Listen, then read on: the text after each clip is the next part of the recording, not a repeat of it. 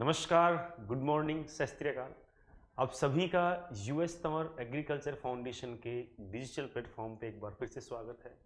मैं उमा शंकर तंवर आप सभी के सामने एग्रीकल्चर पढ़ाने के लिए आज उपस्थित हुआ हूँ।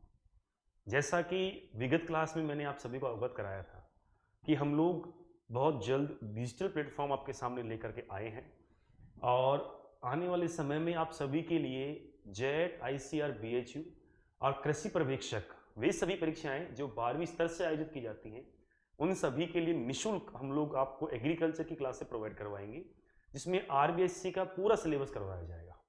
उसी क्रम को ध्यान में रखते हुए हम आज आपको पहली क्लास देने जा रहे हैं। उम्मीद करते हैं आपको क्लास पसंद आएगी और हम आशा करते हैं कि हम जो आपको समझा रहे हैं वो आप उसी भाषा में पूर्ण रूप से समझेंगे। तो दोस्तों, हम लोग शुरू करते हैं। सबसे पहले आप सभी का बहुत बहुत धन्यवाद कि आप सभी ने हमको समय देने के लिए जो अभी निकाला है समय। आज हम शुरू करेंगे हमारे रिजल्ट से। आप सभी के सामने है बीएचयू 2022 का जो परिणाम है, उसमें हमारे संस्थान से ऑल इंडिया फर्स्ट रैंक हमारे विद्यार्थी ने कवर किया, दुष्यंत शर्मा। आपने इसका नाम देखा भी होगा, यूट्यूब पे भी हम लोगों ने काफी इसका ऐड दिया है बच्चों को। इनको राजस्थान के जो कृषि मंत्री हैं, कृषि विपणन मंत्री श्री मुरारीलाल जी मीणा, उनके द्वारा गोल्ड मेडल और 11,000 रुपए का हमारी संस्था के द्वारा बच्चे को इनाम हमने दिया है। तो ये छोटा सा आपके सामने रिजल्ट है। जैसे जैसे कक्षाएं लगती रहेंगी वैसे वैसे हम आपको इसके बारे में बताते रहेंगे। वर्तमान में हम चालू करते हैं। अभी जिस कार्य के लिए क्लास शूट की जा रही है उस कार्य को हम संपन्न करते हैं। आज की जो क्लास है, जो क्लास का सेशन हमने स्टार्ट किया है, उसमें आपको 20-20 क्वेश्चन के हिसाब से हम लोग लॉन्च कर रहे हैं। जैसे मैं आपको जानकारी देना चाहूंगा, हम लोग आपके लिए एक सीरीज लेकर के आए हैं। हमारी जो सीरीज है उसका नाम रहेगा जय किसान सीरीज, जिसमें आपको अभी T20 मैच का सीजन आने वाला है, तो हम लोग 20-20 क्वेश्चंस की एक सीरीज ला रहे हैं, जिसमें आपको डेली रिकॉर्डेड 20-20 क्वेश्चंस मिलेंगे, जिसमें एग्रीकल्चर के क्वेश्चन आपको 20 मिलेंगे। एग्रीकल्चर केमिस्ट्री और एग्रीकल्चर बायोलॉजी के क्वेश्चन भी हम जल्द आपको प्रोवाइड करवाएंगे। तो ये जो सीरीज है इसको आप ज्वाइन करें, इससे आपके 12वीं की परसेंटेज पे, आपके जेट और आईसीआर के परिणाम पे बहुत अच्छा प्रभाव पड़ेगा। मैं चाहता हूं कि आप सभी इसको ज्वाइन करें और अपने जितने भी साथी हैं जो कक्षा 11वीं में हैं और 12वीं में हैं, जो जेट आईसीआर की तैयारी करना चाहते हैं या कृषि पर्यवेक्षक भर्ती की तैयारी करना चाहते हैं, वो सभी इस सीरीज को ज्वाइन करें। तो दोस्तों, शुरू करते हैं। आज का पहला प्रश्न आपके सामने है। उम्मीद करता हूं कि आप उसका आंसर देने का प्रयास करेंगे। पहला प्रश्न आपके सामने, पहला प्रश्न आपकी स्क्रीन पे है। एग्रोनॉमी शब्द किस भाषा का शब्द है? प्रश्न की हम देखते हैं भाषा शैली। एग्रोनॉमी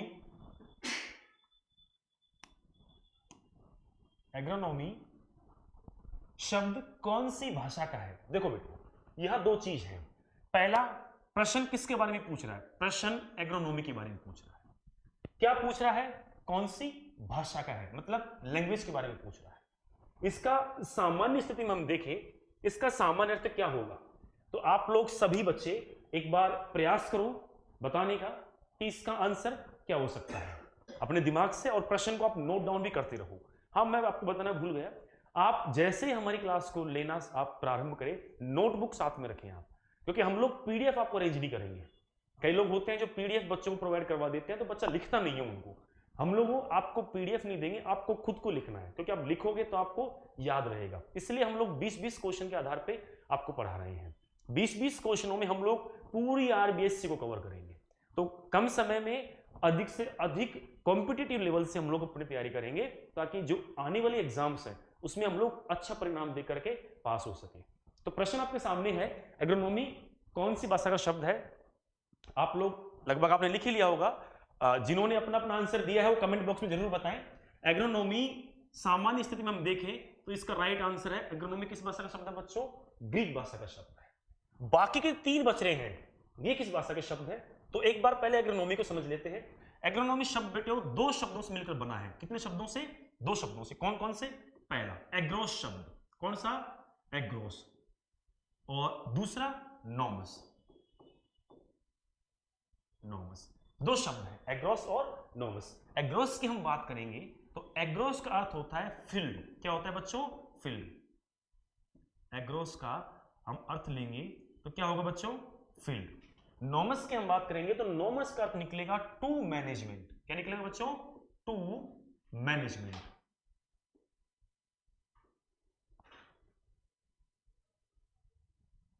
टू मैनेजमेंट, इसको हम हिंदी में समझते हैं। फील्ड, फील्ड को हिंदी में क्या कह सकते हैं, क्षेत्र। क्या कहते हैं बच्चों प्यारे हो, क्षेत्र। और मैनेजमेंट को क्या कहते हैं हिंदी में, प्रबंधन। क्या कहते हैं बच्चों, प्रबंधन। क्षेत्र और प्रबंधन। अगर इसको हम समझें तो क्या होगा इसका शाब्दिक अर्थ, क्षेत्र का प्रबंधन। क्या बना पूरा शब्द, क्षेत्र का प्रबंधन। आपसे पूछा जाए एग्रोनॉमी शब्द का अर्थ क्या है तो क्या बताएंगे, क्षेत्र का प्रबंधन। ये हमारे सामने जो एग्रोनॉमी शब्द है इसका राइट आंसर हमने ग्रीक लगाया। अब दिक्कत ये आती है साहब ये तीन जो विकल्प है इनमें से अगर कोई शब्द का नाम हो और उसका संबंध आपके एग्रीकल्चर से हो तो वो भी हमें बताओ, तो वो भी मैं आपको बताने का प्रयास करूंगा। इसको एक बार आप उतार लें, ठीक है, फिर हम इसके बारे में बात करेंगे। आप एक बार बैक करके उतार लेना इसको, हम इसके बारे में बात करते हैं। जब तक देखिए लैटिन की हम बात करेंगे तो लैटिन शब्द के लिए सबसे मूल शब्द आपके सामने है। जिस भाषा, जिस सब्जेक्ट को आप लेकर के अध्ययन कर रहे हैं वो मूल शब्द लैटिन भाषा का है। आप समझ ही गए होंगे मैं जिसकी चर्चा करना चाहूंगा, किसकी, एग्रीकल्चर। एग्रीकल्चर, एग्रीकल्चर मूलतः किस भाषा का शब्द बेटे हो, लैटिन भाषा का शब्द है। कैसे इसको हम जस्टिफाई करेंगे, क्योंकि एग्रीकल्चर शब्द भी दो शब्दों से मिलकर बना है। पहला एग्री, पहला कौन सा बच्चों, एग्री। कई जगह एग्री भी लिखा आता है, कोई दिक्कत नहीं, सही है सब, एग्री प्लस दूसरा क्या है, कल्चरा। कल्चरा या कल्चर एक ही बात है, कोई दिक्कत नहीं है। Agri plus culture. एग्री का मीन्स यहां क्या है, एग्री का मीन्स सॉइल। क्या कहेंगे, सॉइल या मृदा। और कल्चर का मीन्स टू कल्टीवेशन। क्या कहेंगे बेटे, टू कल्टीवेशन या खेती करना। क्या करना, खेती करना, अर्थात मृदा के ऊपर खेती करना। एग्रीकल्चर का शाब्दिक अर्थ हम लेके चलेंगे तो क्या निकलेगा बेटे, मृदा के ऊपर क्या करना बेटे, मृदा के ऊपर खेती करना। अब यहां पे दो शब्द आए हैं, कौन कौन से, एक नॉमस और दूसरा कल्चर। दो शब्द आपके सामने आए हैं। अब एक बार आप समझने का प्रयास करें कि नॉमस या लॉजी, नॉमस या लॉजी, जिन शब्द या शब्दांश के अंत में नॉमस या लॉजी लगता है वे सभी शब्द किस भाषा के शब्द होते हैं बच्चों, ग्रीक भाषा के शब्द होते हैं। एक बार दोबारा समझिए, वे शब्द या शब्दांश जिनके अंत में नॉमस या लॉजी लगता है इस भाषा के शब्द होते हैं, वो ग्रीक भाषा के शब्द होते हैं। एक शब्द आपके सामने है जैसे कि एग्रोनॉमी। दूसरे शब्द की हम बात करेंगे तो एक शब्द एंटोमोलॉजी के नाम से एक शब्द है जिसको कीट विज्ञान कहते हैं, उसमें लॉजी आ रहा है, ठीक है। एक शब्द है क्लाइमेटोलॉजी, जलवायु विज्ञान, मैं आपको बताऊंगा नेक्स्ट क्वेश्चन में आएगा वो, ठीक। तो ये शब्द ऐसे हैं जिनके अंत में नॉमस या लॉजी लगे, वो शब्द किस भाषा कहलाएंगे, ग्रीक भाषा के कहलाएंगे। अब बाकी हमारे सामने दो शब्द बच रहे हैं जिसमें हमने बात करेंगे। पहला लैटिन शब्द, लैटिन की बात की हमने एग्रीकल्चर, जिसमें एग्री प्लस कल्चरा से मिलकर बना है। वे शब्द या शब्दांश जिनके अंत में क्या लगे, कल्चर या कल्चरा, वो शब्द मूलतः किस भाषा के होते हैं, वो शब्द सभी लैटिन भाषा के होते हैं। कौन सी भाषा के होते हैं, लैटिन भाषा के होते हैं, ठीक। नेक्स्ट अरबी, अरबी भाषा की बात करेंगे तो इसका एक शब्द आपके सिलेबस से संबंध रखता है, कौन सा, वो शब्द है मानसून। कौन सा बच्चों, मानसून। मानसून शब्द किस भाषा का शब्द है, मानसून अरबी भाषा का शब्द है। और एक शब्द और है जो आपके फल परिरक्षण से संबंध रखता है, ट्रैक गार्डनिंग। कौन सा, ट्रैक गार्डनिंग।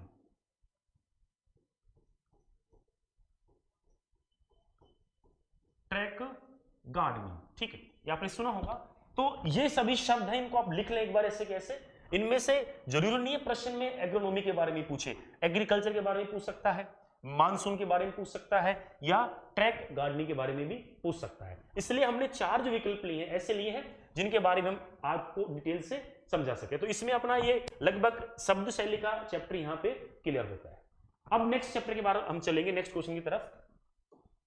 आप सभी तैयार हैं, चलिए क्वेश्चन नंबर सेकंड आपके सामने स्क्रीन पे है, समझने का प्रयास करें। और उत्तर देने की कोशिश करें। प्रश्न आपके सामने है, नॉमस शब्द का तात्पर्य है। नॉमस शब्द का तात्पर्य है, समझाइए नॉमस शब्द का तात्पर्य क्या है। आपके सामने विकल्प 4 है, खेती करना, दूसरा प्रबंधन करना, तीसरा कृषि करना और चौथा उपयुक्त में से कोई नहीं। उपयुक्त में से कोई नहीं। समझाइए एक बार, आप एक बार प्रयास करें, कमेंट बॉक्स में लिख के डालें कौन सा इसका आंसर होगा। चलिए कोई दिक्कत नहीं है, आप सभी ने आंसर इसका भेज दिया गया होगा, टीम द्वारा चेक कर लेंगे उसका आंसर को। आपके सामने नॉमस, पहले ये समझो नॉमस शब्द कौन सा हम शब्द की बात कर रहे हैं। ये नॉमस शब्द वही है जो हमने पूर्ववर्ती प्रश्न में पढ़ा है। कौन सा? एग्रोनॉमी वाला। कौन सा बच्चों? एग्रोनॉमी वाला। कौन सा? एग्रोनॉमी वाला। ये एग्रोनॉमी में जो हम लोग नॉमस पढ़ रहे हैं, नॉमी जो शब्द इसको हमने क्या लिखा था बेटे? नॉमस। क्या लिखा था? नॉमस। ये जो नॉमस है, ये शब्द, इसका प्रश्न आपके सामने यहां आ रहा है। जो हमने पहले प्रश्न लिखा था उसमें जो नॉमस है, उस नॉमस का दूसरा प्रश्न आपके सामने है कि नॉमस शब्द से अर्थ हम क्या ले सकते हैं, या नॉमस शब्द का अर्थ क्या है। तो इसमें इसका अर्थ स्पष्ट है, क्या है? प्रबंधन करना। क्या है बेटे? प्रबंधन करना। फिर हम बात करेंगे कि साहब नॉमस का अर्थ प्रबंधन करना है, तो फिर खेती करना किसका अर्थ है? प्रश्न ये भी आता है, खेती करना। तो खेती करने की हम बात करेंगे ना, तो मैंने उस विकल्प में लिखा था एक, क्या? To cultivation. मतलब एग्रीकल्चर जो आएगा, एग्रीकल्चर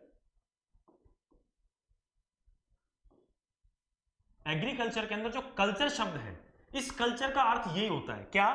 खेती करना। क्या होता है बेटे? खेती करना। कल्चर का अर्थ क्या होता है? खेती करना। नेक्स्ट, कृषि। ये शब्द हमारा एग्रीकल्चर का है, जब सभी जानते हैं, और इनमें से कोई नहीं जो आएगा नहीं। तो इसका राइट आंसर कौन सा बेटे? प्रबंधन करना। कौन सा? प्रबंधन करना। प्रश्नों को साथ के साथ उतारते रहना, ठीक है, ताकि जब हम तैयारी करें, रिवीजन करें, तो हमें कोई दिक्कत नहीं आए।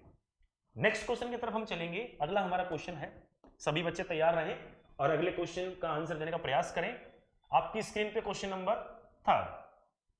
चलिए बताइए एक बार, प्रश्न आपके सामने है, आवश्यक पोषक तत्वों को प्राप्य रूप उचित मात्रा तथा उपयुक्त संतुलन में प्रदान करने की क्षमता कहलाती है।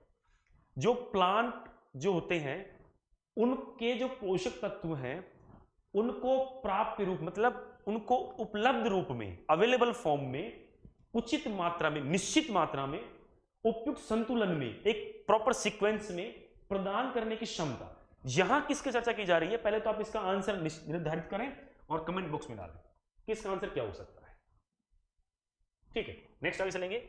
इसमें जो बात की जा रही है, आप देखो किसकी बात की जा रही है, यहां देखो, आप प्रश्न को समझो। आवश्यक पोषक तत्व, क्या बेटे? पोषक तत्व को प्राप्य रूप, उचित मात्रा एवं उपयुक्त संतुलन में प्रदान करने की क्षमता। बात किसकी की जा रही है? पोषक तत्वों की।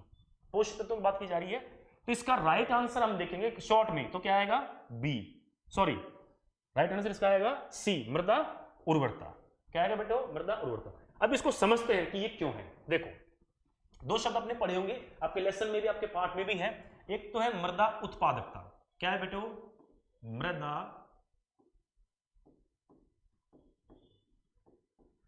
मृदा उत्पादकता आपकी है, और एक क्या है? मृदा उर्वरता। एक क्या है बेटे?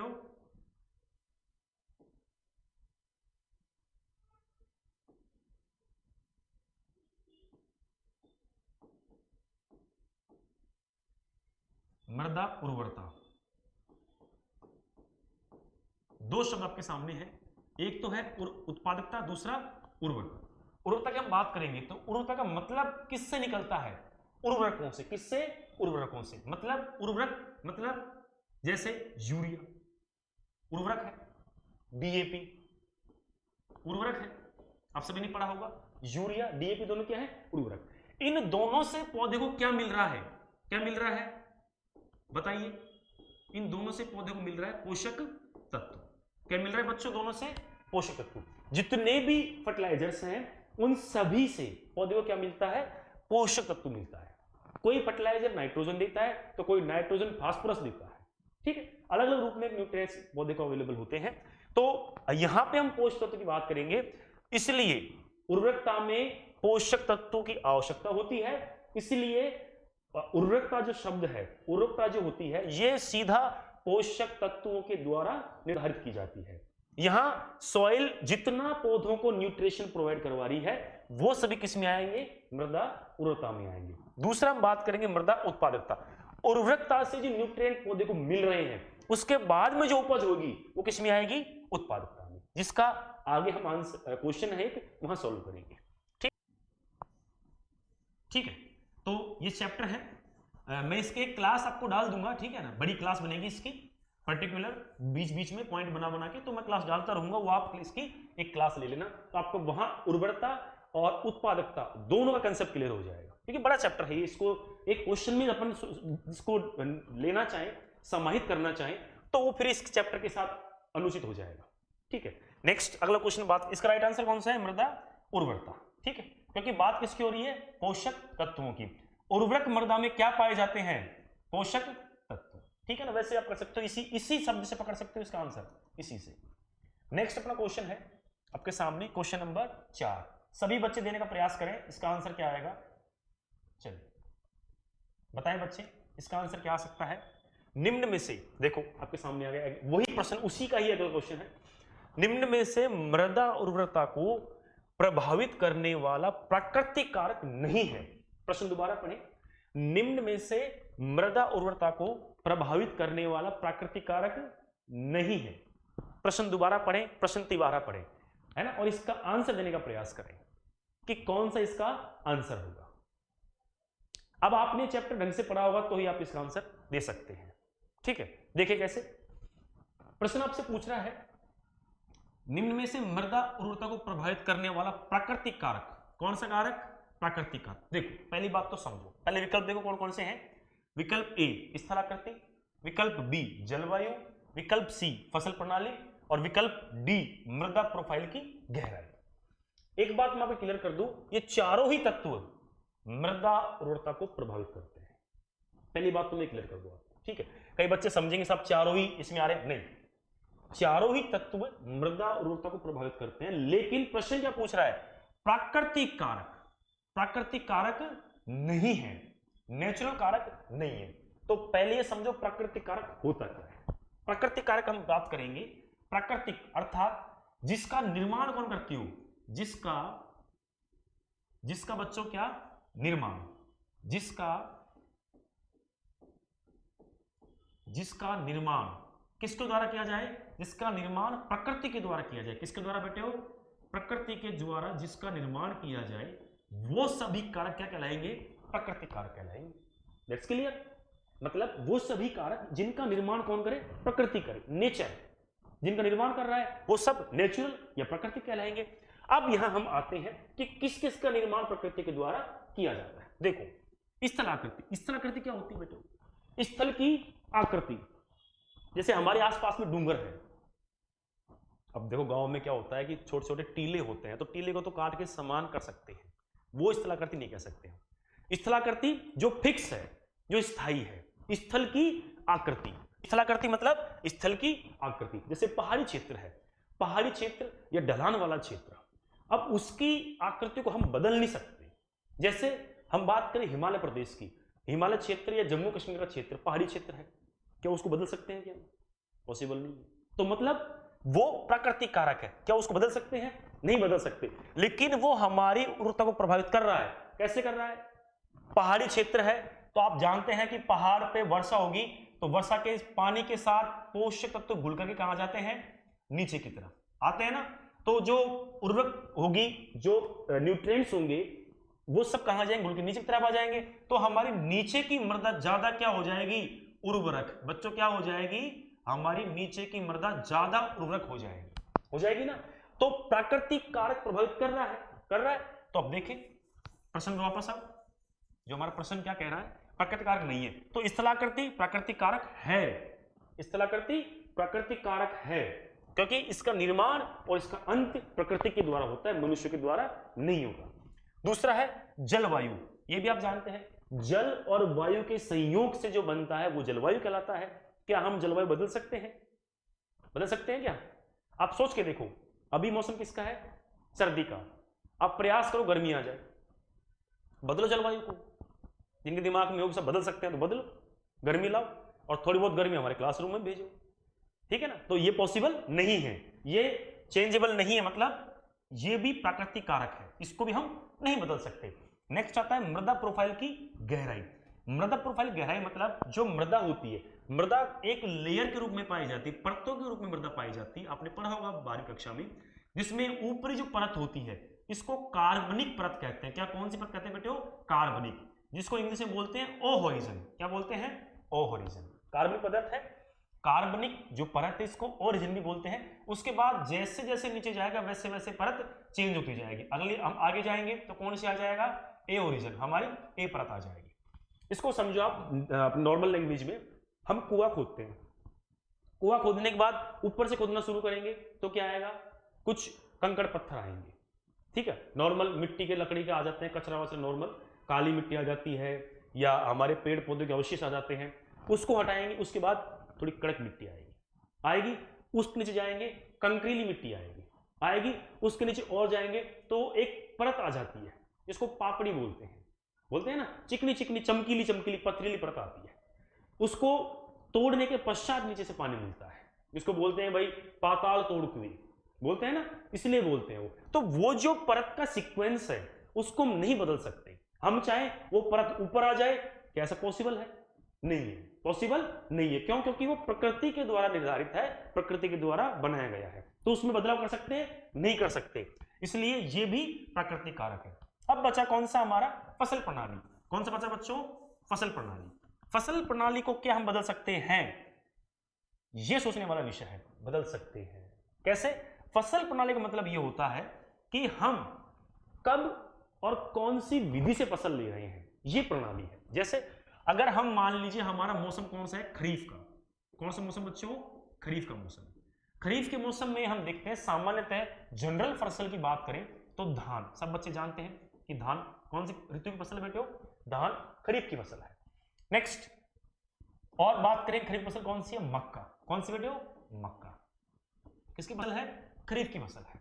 अब ये प्रभावित कैसे करेगी फसल प्रणाली को, वो देखो। मान लीजिए हमारे फसल में, हमारे क्षेत्र में, हमारे खेत में या हमारे गांव में अधिक वर्षा होती है। क्या होती है बेटे? वर्षा किस मात्रा में होती है? वर्षा होती है अधिक मात्रा में। किस मात्रा में? अधिक मात्रा में वर्षा हो जाती है तो हम फसल कैसी बोएंगे? जो अधिक पानी को ग्रहण करे। कौन सी फसल बोएंगे? जो अधिक पानी को ग्रहण करे। तो कौन सी है? धान या मक्का। That's clear. मान लीजिए अधिक वर्षा हो जाती है तो कौन सी फसल बोएंगे हम? जो अधिक पानी चाहे। अब इसका विपरीत रूप ले जाते हैं। अगर मान लीजिए हमारी जो खेत का जो एनवायरमेंट है या खेत में अगर वर्षा नहीं होती है, क्या वर्षा नहीं होती है, तो हम कौन सी फसल बोएंगे? तो क्या हम यही फसल बोएंगे? क्या नहीं। कौन सी बोएंगे? जो कम पानी चाहे, जैसे कि बाजरा। कौन सी बच्चों? बाजरा। बाजरे को कम पानी चाहिए, जैसे कि बाजरा। अब ये जो सीक्वेंस है, कब कौन सी फसल बोनी है, कौन सी फसल नहीं बोनी है, ये सब किस में आता है? फसल प्रणाली में। किस में आता है? फसल प्रणाली में। तो क्या इसको हम बदल सकते हैं? क्या जी बिल्कुल बदल सकते हैं। ये भी मृदा उर्वरकता को प्रभावित करने वाला कारक है, लेकिन है कौन सा? ये कृत्रिम कारक है। कौन सा कारक है बच्चों? ये कृत्रिम कारक है, ठीक है ना। तो इसका राइट आंसर जो निकल करके आएगा वो क्या आएगा? फसल प्रणाली। कौन सा बेटे? फसल प्रणाली इसका राइट आंसर है आपके सामने, फसल प्रणाली, ठीक है। नेक्स्ट अगला क्वेश्चन। चलिए बच्चों तैयार हो जाइए। Question number 5। थोड़ा अपन आपका मेमोरी बैकअप चेक करते हैं, ठीक है। अपन पढ़ते रहेंगे आराम से, टेंशन लेने की आवश्यकता नहीं है। आपका सिलेबस टाइम से पूरा होगा और सही सीक्वेंस से पूरा होगा। क्वेश्चन नंबर 5 आपके सामने है। जल द्वारा क्षरण का सही क्रम है। जल द्वारा क्षरण का सही क्रम है। एक बार ऑप्शंस को पढ़िए और इसका आंसर देने का प्रयास करिए। बौछार परत अवनालिका रिल, दूसरा विकल्प है रिल परत अवनालिका बौछार। विकल्प नंबर तीसरा बौछार अवनालिका रिल और परत, और अंतिम ऑप्शन जो डी है बौछार परत रिल और अवनालिका। तो इसमें सही आंसर मतलब सही इसका सीक्वेंस कौन सा है बताने का प्रयास करें बेटे। सही इसका सीक्वेंस कौन सा है? तो आप प्रयास करें बच्चों इसका आंसर सीक्वेंस बताने का। चलिए मैं बताता हूं आपको, आप समझने का प्रयास करना। देखो क्षरण हमारे दो प्रकार का होता है, आपने देखा होगा क्षरण जिसको हम इरोजन भी बोलते हैं ना। एक इसके दो भाग हैं, एक आपके सामने है, सबसे पहला जो प्रश्न में दिया है जल, कौन सा जल, और दूसरा कौन सा बेटे हो वायु, दूसरा कौन सा है वायु। ये दोनों जो आते हैं ना ये प्राकृतिक क्षरण में आते हैं। कौन से वाले क्षरण में, प्राकृतिक वाले क्षरण में आते हैं। किसमें, प्राकृतिक वाले में, जल और वायु। इसमें सीक्वेंस वाला प्रश्न जो होता है वो ज्यादा महत्वपूर्ण होता है, प्रश्नों में सीक्वेंस पूछते हैं, ठीक है ना। सीक्वेंस, जब प्रश्न में सीक्वेंस आ रही है इसका मतलब इसका लेवल बहुत अच्छा है, और इस लेवल को क्लियर करने के लिए ये पूरा चैप्टर सही ढंग से क्लियर होना अति आवश्यक है। तो बेटो इसका हम देखेंगे सीक्वेंस। तो पहला आपके आएगा कौन सा, बौछार, दूसरा परत, तीसरा रिल और चौथा अवनालिका। देखो ये सीक्वेंस भी इसी प्रकार से, क्यों, क्योंकि जो हमारा क्षरण का जो तरीका है वो इसी प्रकार से बढ़ता है। कैसे बढ़ता है, देखो पानी की बूंदे गिरी, पानी की बूंदे गिरी तो मिट्टी के कण क्या होते हैं, उछल करके तितर बितर होते हैं, इधर उधर गिरते हैं मिट्टी के कण। आपने पढ़ा होगा 12वीं कक्षा में, जैसे बारिश की बूंदें गिरती हैं तो मिट्टी के कण इधर उधर होते हैं। दूसरा है परत, जब बारिश हल्की से तेज होगी तो क्या होंगे, हमारी मिट्टी के कण परत के रूप में बहना प्रारंभ हो जाएंगे। किस रूप में, परत के रूप में, जिसको शीट बोलते हैं। तीसरा रिल, जब ज्यादा मात्रा में वर्षा आ रही है तो हल्की हल्की नालियां बन जाएंगी। क्या बन जाएंगी, हल्की हल्की नालियां। लेकिन इन नालियों को हम कृषि कार्यों के द्वारा समाप्त कर सकते हैं। अब अगर मान लीजिए वर्षा बहुत तेज है, बहुत तेज है, तो ये जो नालियां हैं ये बड़ा रूप ले लेंगी और क्या बन जाएंगी, गहरी गहरी नालियां। क्या बन जाएंगी बेटा, बड़ी बड़ी गहरी गहरी नालियां, जिनको समाप्त करना संभव नहीं है। इसलिए यही क्रम होता है, छोटा छोटे से बड़ा, बड़े से बड़ा, उससे भी बड़ा, एकदम ट्रेन वाले सीक्वेंस में ऐसे, ये कह सकते हो इस वाले सीक्वेंस में ऐसे ऐसे। ये अपना कौन सा हो गया, बौछार, उसके बाद ये परत, ये रील और ये अवनालिका। ये क्षरण का तरीका है। इस क्रम में जो है जल क्षरण होता है। अवनालिका जो क्षरण है ये बहुत ही बड़ा है। इसमें आप देखोगे अगर राजस्थान के क्षेत्र में देखा जाए तो अपना जो बीहड़ क्षेत्र है, चंबल नदी का जो बहाव क्षेत्र है, जिसमें करौली और धौलपुर का जो जिला है, ये क्षेत्र अवनालिका अपरदन से सबसे ज्यादा प्रभावित क्षेत्र है। कभी कभी जिले का नाम पूछ लिया जाता है, तो अवनालिका अपरदन से होने वाला सबसे प्रभावित जिला कौन सा है, करौली। आप देखना बीहड़ क्षेत्र पाया जाता है, जहां बीहड़ जो गड्ढे वाली जमीन होती है वो पाई जाती है, इसलिए बीहड़ की रानी भी किसे कहते हैं, करौली को कहते हैं। क्यों, क्योंकि वहां जल क्षरण का सबसे बड़ा रूप अवनालिका वाला रूप पाया जाता है। और किसके द्वारा होता है, चंबल नदी के द्वारा। ठीक है, इसके बारे में आगे पढ़ेंगे अपन। तो इसका राइट आंसर कौन सा होगा बेटे, हो नंबर 4, कौन सा, बौछार, परत और रील अवनालिका। किस क्यों होगा मैंने आपको समझा दिया है। अगला क्वेश्चन नेक्स्ट की बात करेंगे, तैयार रहे। क्वेश्चन नंबर 6 आपके स्क्रीन के सामने है। क्वेश्चन नंबर 6 देखो बेटो, फसल प्लस घासें उगाना कहलाता है, फसल प्लस घासें उगाना कहलाता है। देखिए फसल प्लस घासें उगाना कहलाता है, तो देखो फसल प्लस घास, इन दोनों को अगर हम एक साथ उगा रहे हैं तो क्या कहलाएगा बेटे, हो ले फार्मिंग। क्या कहलाएगा बेटे, हो ले फार्मिंग, इसका राइट आंसर है। फिर सब मिश्रित फसल क्या है और मिश्रित खेती क्या है। देखो मिश्रित फसल मतलब 2 या 2 से अधिक, 2 या 2 से अधिक, 2 या 2 से अधिक फसलों को एक साथ बोना क्या कहलाता है, मिश्रित फसल, जिसको इंग्लिश में बोलते हैं मिक्स क्रॉपिंग। क्या बोलते हैं बेटो इसको इंग्लिश में, mix cropping, mixed cropping, mix cropping मतलब क्रॉप्स को मिक्स करके बोना, फसल को क्या करके बोना, मिक्स करके बोना। क्या कहलाएगा, मिश्रित खेती, सॉरी मिश्रित फसल। नेक्स्ट अपना है मिश्रित खेती। खेती इंग्लिश में खेत को क्या बोलते हैं, फार्म। बोलते नहीं बोलते, क्या बोलते हैं, खेत को फार्म। मतलब अब फार्म पे हम क्या क्या काम कर सकते हैं, फार्म पे हम कृषि भी करते हैं, बच्चों करते हैं ना, ठीक है। फार्म पे हम मुर्गी पालन भी करते हैं ना, फार्म पे हम क्या करते हैं, खेती भी करते हैं और मुर्गी पालन भी करते हैं और मधुमक्खी पालन भी करते हैं, करते नहीं करते, मधुमक्खी पालन भी करते हैं ना। इसी के साथ साथ हम केचुआ पालन, जिसको बोलते हैं वर्मी कल्चर, केचुआ पालन या वर्मी कल्चर जिसे हम कह सकते हैं, ये भी हम करते हैं। ठीक है, ये सभी क्रियाएं किसमें करते हैं? फार्म पे करते हैं। इसलिए एग्रीकल्चर के साथ साथ मुर्गी पालन, पशुपालन, एक और जोड़ दो आप यहां, पशुपालन। ठीक है, समझे एक बार? फार्म मतलब खेत, फार्म मतलब खेत, आपके सामने लिखा हुआ है। खेत में हम कौन कौन से कार्य कर सकते हैं? खेत में हम कृषि भी करते हैं, साथ के साथ अब देखना खेत में हम पशु को भी बांधते हैं। एक साइड के कोने में देखना, अपने ये तो है कि नहीं अमेरिका हो कि साहब हमने पशु के लिए 2x2 का प्लॉट अलग से खरीद रखा है, उसमें एक मंजिली में गाय रहेंगी, दूसरी मंजिली में बकरी रहेंगी, तीसरी मंजिली में भेड़ रहेंगी, फिर वो वहां से तीसरी मंजिल से बोलेगी मैं, मतलब हमको चारा दो, फिर इधर से बकरी बोल रही है मैं, हमको चारा दो। तो ये अमेरिका थोड़ी है कि यहाँ अलग अलग मंजिल पे हम अलग अलग पशु बांध सके। हिंदुस्तान है, खेत में रहते हैं तो खेत में सारे काम करेंगे।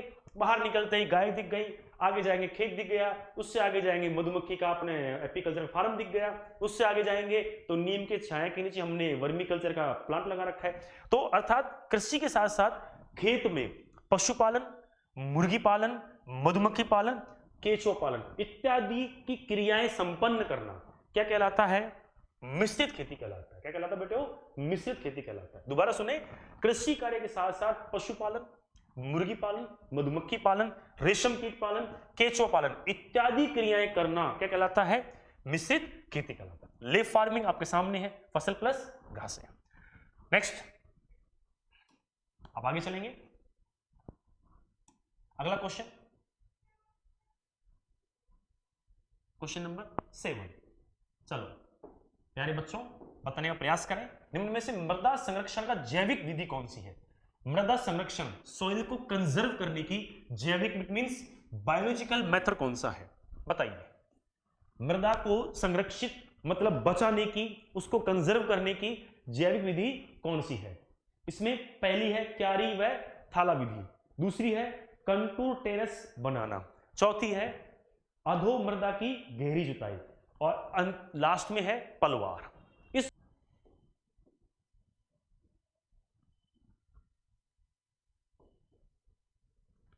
इसको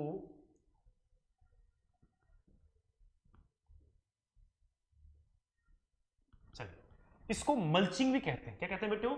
मल्चिंग भी कहते हैं। देखो, मृदा संरक्षण का जैविक विधि या जैविक तरीका कौन सा है?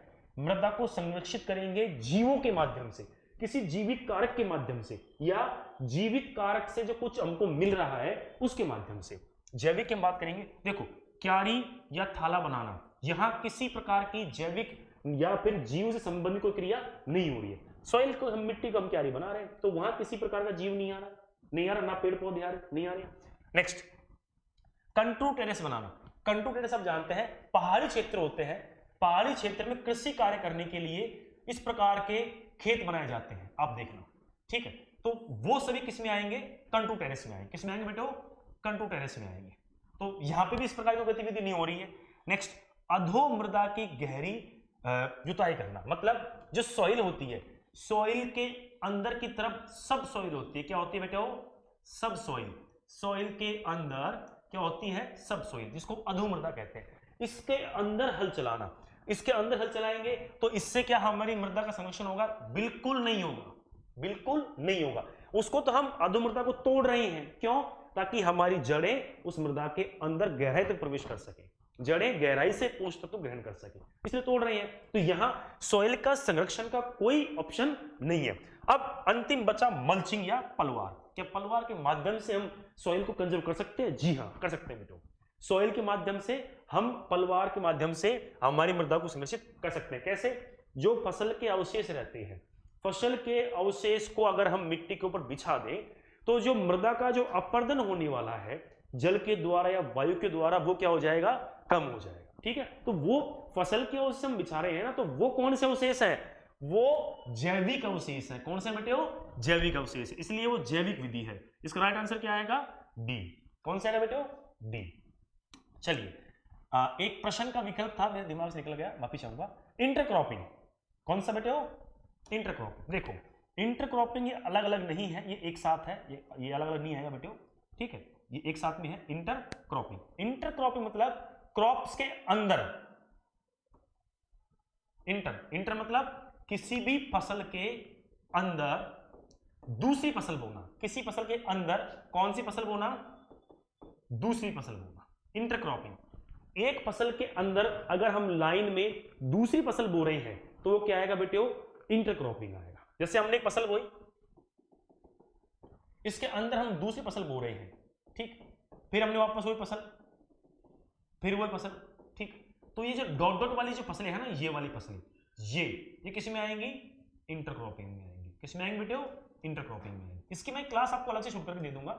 जितने भी क्रॉपिंग के मेथड्स हैं, इंटरक्रॉपिंग, ठीक है, इसके अलावा अपने ये क्या बोलते हैं, एग्रो सिल्वीकल्चर, ठीक है, हॉर्टिकल्चर, ठीक है, इसके साथ साथ आपके क्या नाम इसका, कैश क्रॉप, कैच क्रॉप, ये सब मैं आपको एक अलग से क्लास लेके एग्रीकल्चर की जितने भी टेक्निक्स हैं इनके बारे में मैं आपको विस्तृत क्लास प्रोवाइड करवा दूंगा। अभी यहाँ पे हम क्वेश्चन सीरीज सॉल्व कर रहे हैं, क्वेश्चन के आधार पर पढ़ने का प्रयास कर रहे हैं। आज हम 10 ही क्वेश्चन के बारे में पढ़ पाएंगे, अगले क्वेश्चन 10 हम कल प्रयास करेंगे पढ़ने का, क्योंकि टाइम ज्यादा हो रहा है और इतनी लंबी क्लास हम थोड़ा सा समझते हैं कि पहली क्लास है, आप भी बैठे बैठे परेशान हो जाएंगे, ठीक है। अगला क्वेश्चन के बारे में बात करेंगे। हमने 7वां क्वेश्चन सॉल्व कर लिया था और अब हमारा चलेगा बेटे 8वां क्वेश्चन। कौन सा, क्वेश्चन नंबर 8।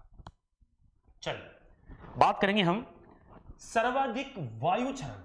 कौन सा बेटे, सर्वाधिक वायु क्षरण होता है, सर्वाधिक वायु क्षरण होता है। आपके सामने 4 विकल्प है, कितने, 4। वैसे वायु क्षरण के तरीके 3 हैं, कोई तीनों, उच्छलन पहला विकल्प, निलंबन दूसरा विकल्प, सतह सर्पण तीसरा विकल्प। तीनों के आपके सामने है, उच्छलन, निलंबन और सतह सर्पण। यहां आप देखेंगे वायु का क्षरण सर्वाधिक होता है। एक बार आप प्रयास करें इसका आंसर देने का कि इसमें कौन सा आपका आंसर आएगा। चले बेटा बताने का प्रयास करें, इसका राइट आंसर क्या है। देखो वायु क्षरण के मैंने बताए थे अभी कि तीनों ही प्रकार वायु क्षरण के हैं। इंग्लिश में इसको देखेंगे हम तो उच्छलन को हम क्या बोलते हैं बेटे, साल्टेशन। क्या बोलते हैं, साल्टेशन, साल्टेशन। दूसरा साल्टेशन, सस्पेंशन, ठीक। और तीसरा सतह संपर्क, सतह सर्पण मतलब सरफेस क्रीप, सरफेस क्रीप। ये 3 हमारे सामने हैं। आप देखेंगे उच्छलन जो होता है इसके लिए मृदा का जो कण आकार होता है वो 0.1 से 0.5 mm तक होता है, ठीक। नेक्स्ट सस्पेंशन का जो कण आकार होता है वो 0.1 से क्या होता है, कम, 0.1 से कम, ठीक। और अंत में जो बच रहा है ये होता है 0.5 से अधिक, 0.5 से क्या बेटे हो, अधिक। इसका जो कणाकार है वो 0.5 से अधिक है। एक बार देखें आप इसको कि सर्वाधिक वायु क्षरण किससे होता है। सर्वाधिक वायु क्षरण की बात की जाएगी तो वहां पे आएगा उच्छलन। क्या आएगा बेटे, उच्छलन। क्यों, क्योंकि देखो इसमें कण आकार कितना है, 0.1 से 0.5, अर्थात ये इन दोनों के बीच का कण आकार है। आए समझ में, इन दोनों के बीच का मतलब जो सस्पेंशन होगा वो इससे कम में होगा और सरफेस क्रीप होगा वो इससे अधिक में होगा। तो ये बीच की जो रेंज बच रही है ना, ये किस में आएगी, उच्छलन में आएगी। तो सर्वाधिक जो वायु क्षरण होता है वो इसी के माध्यम से होता है, ठीक है। वैसे वायु क्षरण के तीनों ही उपयोग, ये उपयुक्त चौथा, वायु क्षरण के तीनों ही विकल्प है। समझने का प्रयास करें, वायु जो क्षरण होता है वो तीनों से ही होता है, लेकिन प्रश्न में एक शब्द दिया गया है सर्वाधिक। क्या दिया गया है, सर्वाधिक, अर्थात मैक्सिमम की बात करेंगे तो मैक्सिमम के दृष्टि से हम देखेंगे तो कौन सा आएगा, उच्छलन इसका राइट आंसर आएगा। नेक्स्ट अगले क्वेश्चन की तरफ हम चलेंगे और आप बताने का प्रयास करेंगे। आज का second last question okay screen पे सामने है। चलो, राजस्थान में होने वाला सर्वाधिक क्षरण, बहुत मजेदार प्रश्न है, इजी क्वेश्चन भी है ना। राजस्थान में होने वाला सर्वाधिक क्षरण, सर्वाधिक क्षरण कहां होने वाला बेटे, राजस्थान में होने वाला। विकल्प आपके सामने है, जल क्षरण, वायु क्षरण, भौतिक क्षरण, इनमें से कोई नहीं। एक बार इसका आंसर बताने का प्रयास करें कि राजस्थान में होने वाला सर्वाधिक क्षरण किस प्रकार का है, जल, वायु, भौतिक या इनमें से कोई नहीं। हम सब जानते हैं कि राजस्थान जो क्षेत्र है राजस्थान सूखा क्षेत्र है। आप बताएं राजस्थान की जलवायु कैसी है बेटो? राजस्थान की जलवायु कैसी है?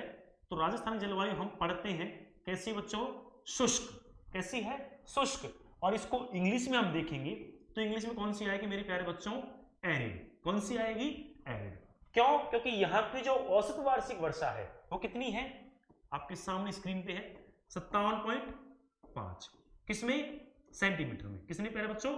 सेंटीमीटर में। 57.5 सेंटीमीटर यहाँ की औसत वार्षिक वर्षा है। इसलिए जलवायु कैसी होगी? शुष्क।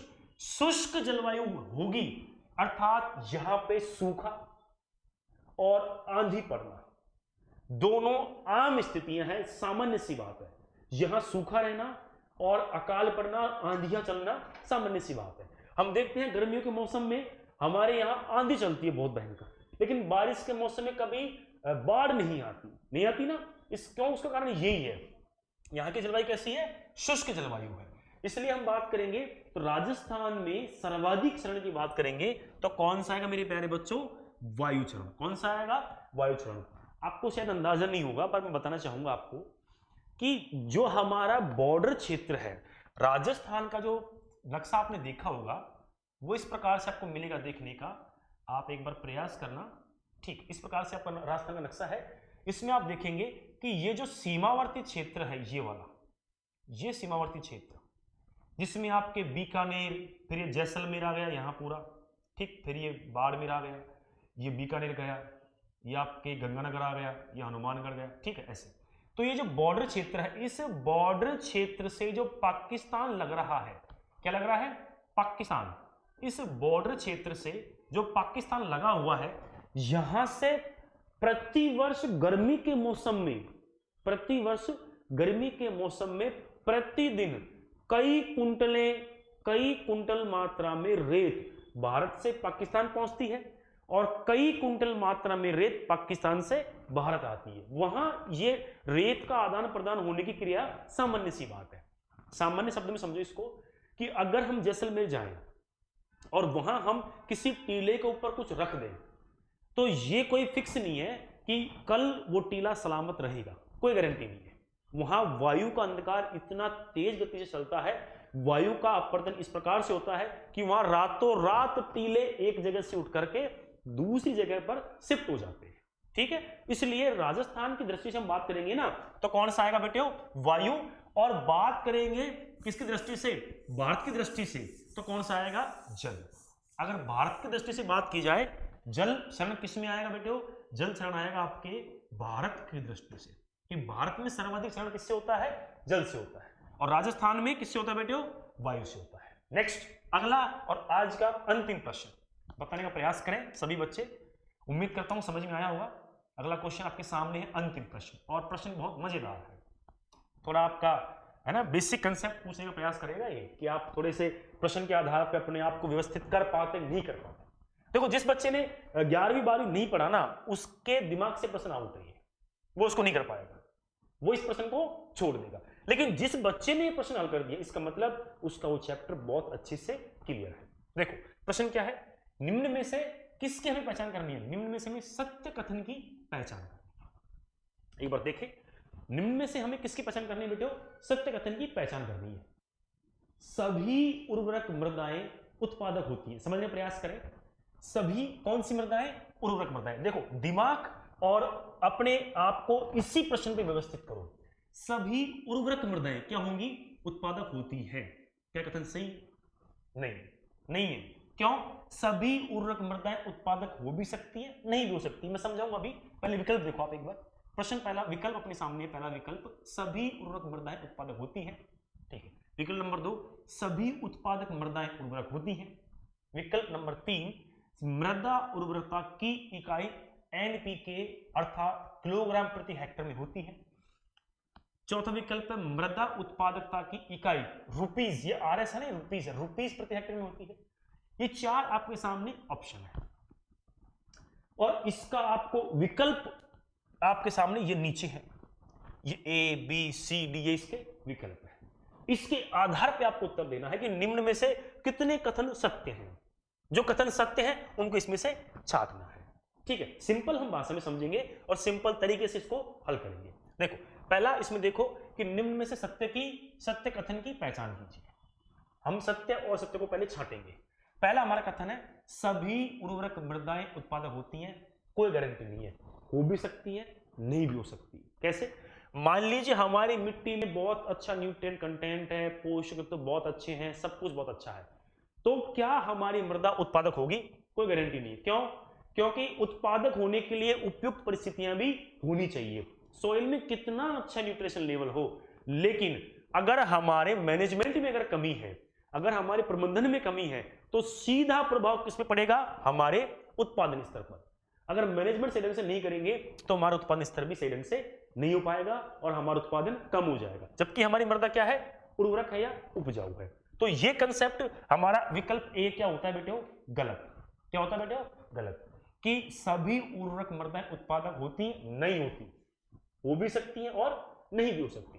दूसरा है सभी उत्पादक मृदाएं उर्वरक होती हैं, ये सही है। कैसे? अगर हमारी सोइल में से उत्पादन हो रहा है, क्या हो रहा है? उत्पादन, तो क्यों होगा? क्योंकि वो मृदा कैसी है? उर्वरक। कैसी मृदा है? उर्वरक। उर्वरक अर्थात उसमें किस चीज की उपलब्धता है बेटे? तो उसमें किसकी उपलब्धता है? पोषक तत्वों की। किसकी बेटे? पोषक तत्वों की उसमें उपलब्धता है, इसलिए तो मृदा कैसी है? उर्वरक। तो जब उर्वरक मृदा होगी तो आप जानते हैं उर्वरक मृदा में पोषक तत्व मौजूद है। अगर मृदा में उत्पादन हो रहा है तो वो मृदा ऑफिशियली क्या होगी? उर्वरक होगी। नेक्स्ट हम बात करेंगे मृदा उर्वरता की इकाई एनपीके या किलोग्राम प्रति हेक्टेयर। बिल्कुल सही है। मृदा उर्वरता हम बात करेंगे, उर्वरता अर्थात पोषक तत्व। मैंने बात की थी आपके सामने कि उर्वरता मतलब क्या? पोषक तत्व। जो पोषक तत्व होते हैं या फिर एनपीके से कह सकते हैं। एनपीके की इकाई क्या है? किलोग्राम प्रति हेक्टेयर। बिल्कुल राइट, एनपीके किलोग्राम प्रति हेक्टेयर होते हैं। कैसे? आपने देखा होगा जैसे हम गेहूं की फसल बोल रहे हैं, कौन सी फसल? गेहूं की फसल। गेहूं की फसल में एनपीके की मात्रा किस रूप में लेते हैं? परसेंटेज के रूप में, ग्राम के रूप में, एक किलोग्राम के रूप में? किलोग्राम में लेते हैं। जैसे नाइट्रोजन की बात करेंगे हम कि गेहूं में नाइट्रोजन की मात्रा 100 से कितना? 100 से 120 केजी प्रति हेक्टर, केजी प्रति हेक्टर का मिलेंगे। तो आ रहा है किलोग्राम प्रति हेक्टर में, अर्थात ये विकल्प भी हमारा क्या है? सही है। और अंत विकल्प है मृदा उत्पादकता की इकाई आरएस प्रति हेक्टर होती है। बिल्कुल सही। कैसे? मृदा जो उत्पादकता है मतलब जो हमें उत्पादन हुआ है उसको हम किसमें मापेंगे? एक इकाई है क्विंटल प्रति हेक्टर। क्या है? क्विंटल प्रति हेक्टर। लेकिन जब उसको मार्केट में बेचेंगे, किसमें बेचेंगे? मार्केट में, तो वो जो वैल्यू हमें मिलेगी मार्केट से किस रूप में मिलेगी? रुपए के रूप में मिलेगी। भाई हम किसी भी चीज को अगर मार्केट में बेचते हैं तो बदले में क्या लेते हैं? हम पैसा। क्या लेते हैं? पैसा। तो ये दे रखा है कि हमारा जो उत्पादन है वो प्रति हेक्टर में हमको कितना पैसा मिला। क्या सही है? बिल्कुल सही है। इसकी जगह पे आप ये भी लिख सकते हो यहां पे क्विंटल प्रति हेक्टर, ये भी सही है। दोनों सही है, रुपीस प्रति हेक्टर भी सही है या क्विंटल प्रति हेक्टर भी सही है। अब एक बार आप समझेंगे कि यहां कौन कौन से विकल्प आपके सही है और कौन कौन से गलत है। देखो एक बार वापस से अंतिम प्रश्न है, एक बार समझ लेना सभी बच्चे, ठीक है? चल, हमारा पहला विकल्प क्या है? होता है गलत हो जाता है। क्यों? क्योंकि क्या कह रहा है कंटेंट? सभी मृदाएं, सभी उर्वरक मृदाएं उत्पादक होती हैं। जी नहीं, बिल्कुल गलत, पहला विकल्प गलत है। दूसरा, सभी उत्पादक मृदाएं उर्वरक होती हैं। जी बिल्कुल राइट है।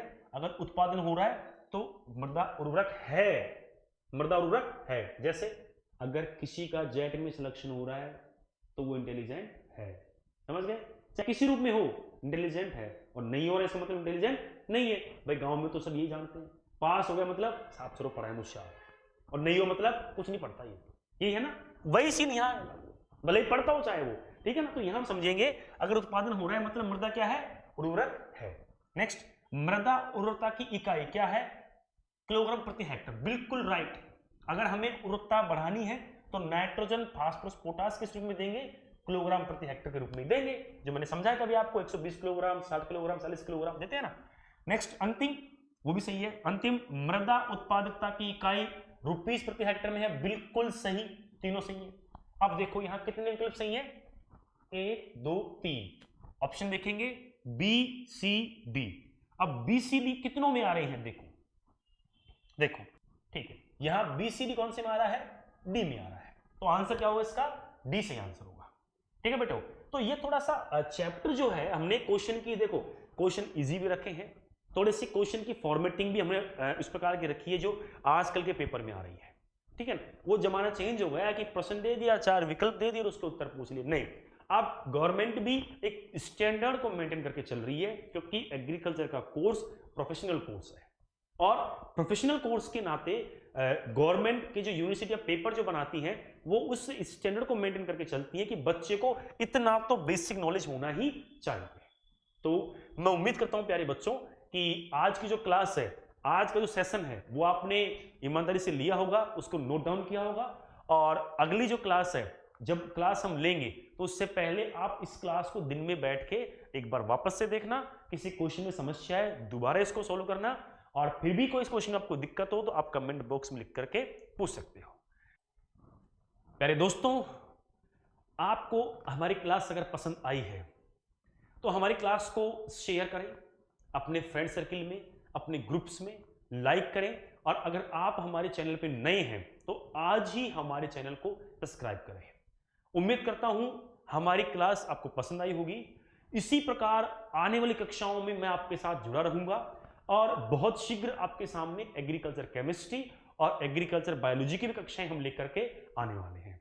तो प्यारे दोस्तों, दीजिए इजाजत, मिलेंगे अगली क्लास में। धन्यवाद।